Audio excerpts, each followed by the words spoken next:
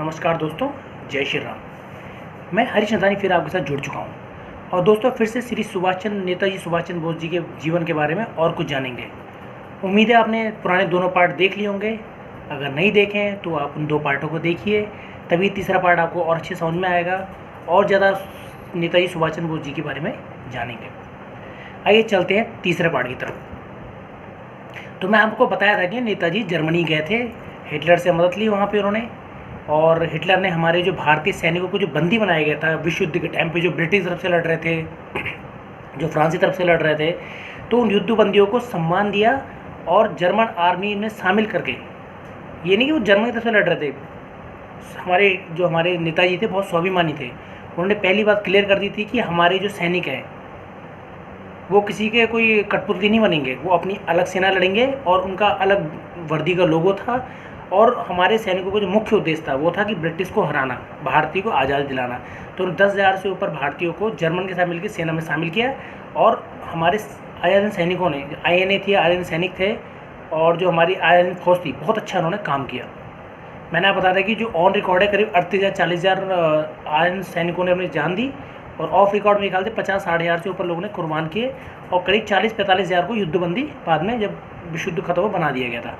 तो जर्मनी से थोड़ा आगे चलते हैं। जब मैंने बताया जर्मनी से यू बोट की सहायता से वो बाय समुद्री रास्ते प्रशांत महासागर इधर होके आपके सिंगापुर पहुंच गए। फिर मैंने आपको बताया कि रास बिहारी बोस जी ने वहाँ पे 1943 से पूरे एक्टिव थे, जापान सिंगापुर इधर एक्टिव थे, वो मलेशिया इधर पूरे एक्टिव थे वो। और उन्होंने क्या करा था कि पहले ही उन्होंने, सुभाष चंद्र बोस जी ने अभी आज़ाद फौज की कमांड नहीं ली थी, पहले उन्होंने एक सेना पूरी बना रखी थी, आज़ाद सेना बना रखी थी।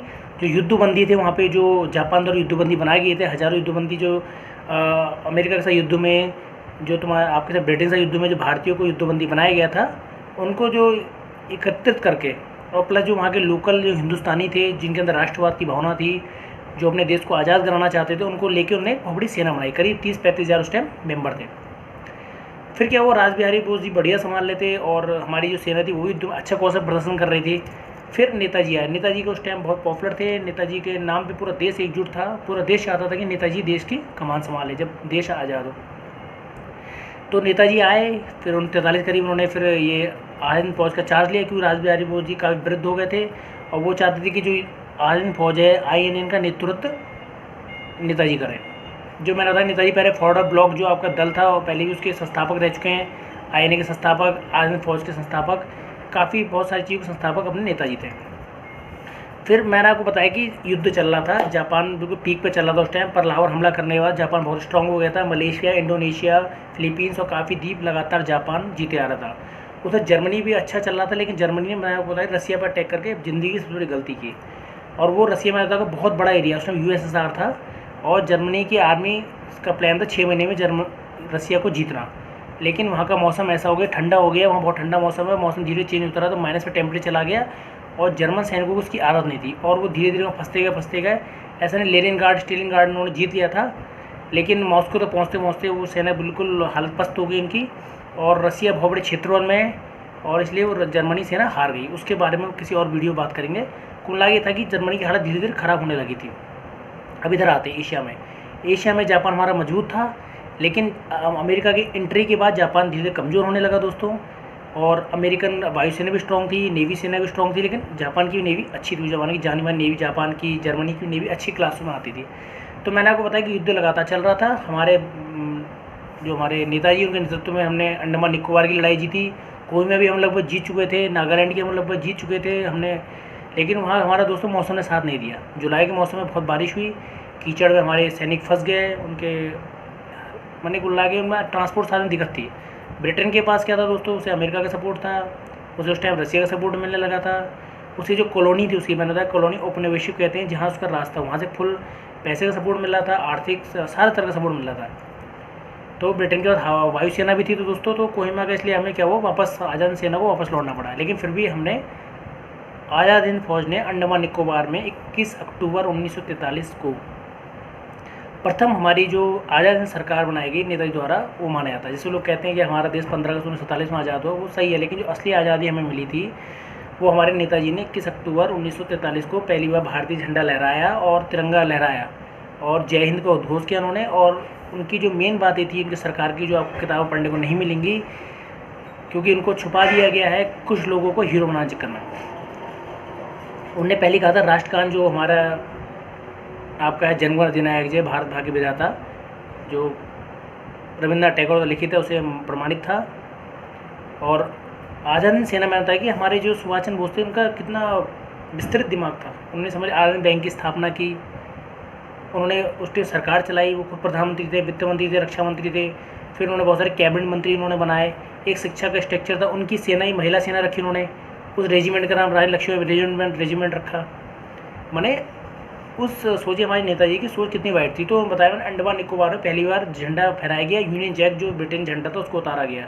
तो सोलिए हमारे कितने महान हमारे नेताजी थे, वो आपको नहीं पढ़ाया गया। तो पहला जो झंडा लहराया गया था आप याद रखिए 21 अक्टूबर 1943, और उसके बाद सरकार बनाई गई आज़ाद सरकार, जो पहली देश की आज़ाद सरकार थी।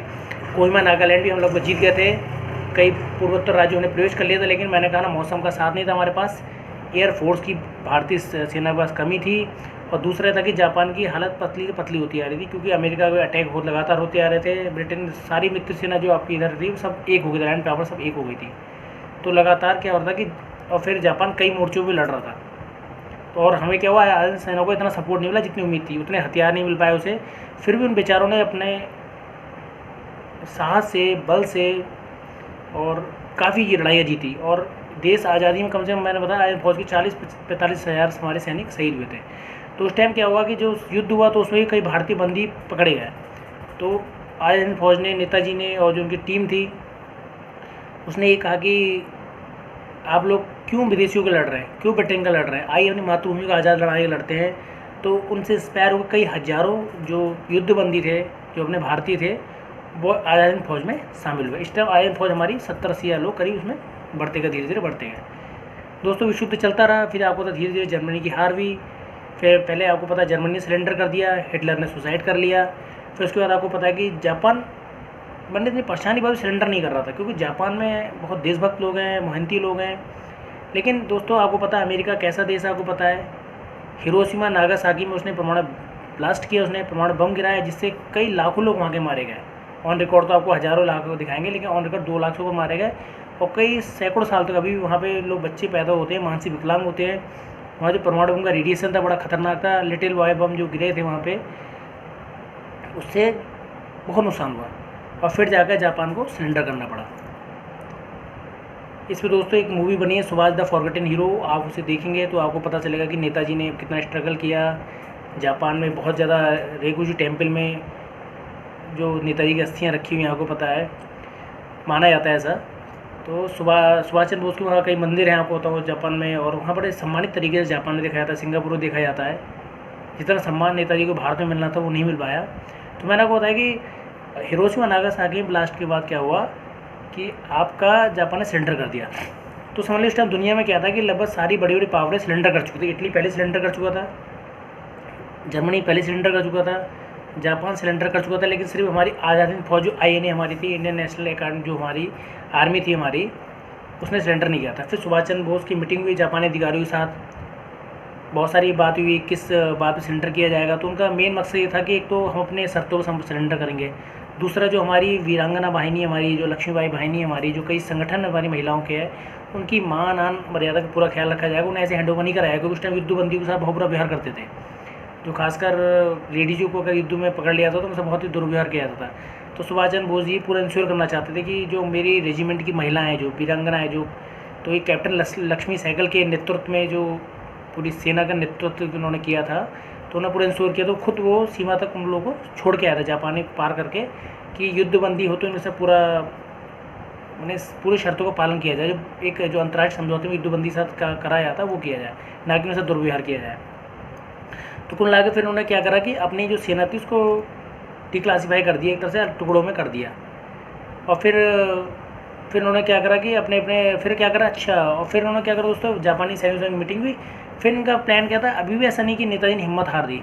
नेताजी बहुत जानकार आदमी थे, मैंने कहा, वो हर समीकरण में नज़र रखते थे, राष्ट्रीय अंतर्राष्ट्रीय सभी में नज़र रखते थे। उनने देखा कि विश्व युद्ध के बाद क्या हुआ कि पूरी दुनिया में 2 पावर बन गई, एक आपकी रसिया बन गई USSR, दूसरा अमेरिका। युद्ध में कहने को ब्रिटेन भी जीता था, फ्रांस पहले हार गया था, आपको पता, जर्मनी कब्जा के लिए बाद फ्रांस, लेकिन जो मेन शक्तियाँ थी वो बन गए आपके रसिया और अमेरिका। और उसके बाद आपको तो कोल्ड वार चला, कई सालों तक चलता रहा। उसके बाद यूएसआर के टुकड़े हुए, रसिया बना, उस पर भी एक सीरीज़ बनाऊंगा दोस्तों, आप बस मुझसे जुड़े रहिए। और मैं आपको इतिहास की ऐसी बातें बताऊंगा जो आपको कहीं पढ़े होंगे आपने, ऐसा नहीं पता होंगे, न्यूज़ में देखी होंगे, लेकिन भाई डिटेल बताऊंगा मैं आपको कि यूएसआर का विघटन कैसे हुआ, रसिया कैसे टूटा, क्या क्या वहाँ क्रांतियाँ हुई।